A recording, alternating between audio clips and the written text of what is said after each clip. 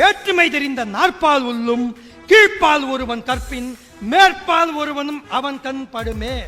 பிராமணா, சத்திரியா, வைசியா, சூத்ரா என்று 4 வகை வர்ணங்கள், பிரிவுகள், ஜாதி பிரிவுகள் இருந்தாலும் கீழ்ப்பால் என்று சொல்லப்படக்கூடிய ஒரு ஒடுக்கப்பட்ட, புறக்கணிக்கப்பட்ட, வஞ்சிக்கப்பட்ட, ஒரு அடிமைப்பட்ட இனத்தை சார்ந்த ஒருவன் கத்துக்கிட்டு அறிவை வளர்த்துக்கிட்டா மேற்பால் ஒருவனும் அவன் கண் படுமே.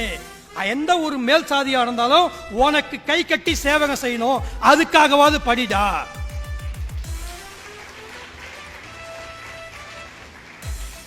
புரியுதா பசங்களே?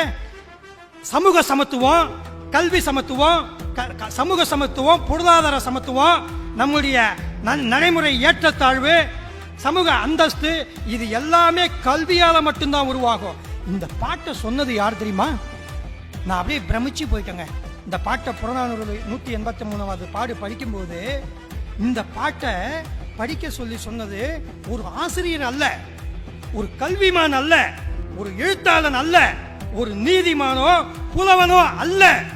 ஆரிய படை கடந்த பாண்டிய நெடுஞ்செழிய மன்னன் தன் நாட்டு குடிமக்களை பாடி பாடி படிச்சா மட்டும்தான் வாழ்க்கையில முன்னேற முடியும்னு சொல்லி படிக்க சொல்ற பாடல்.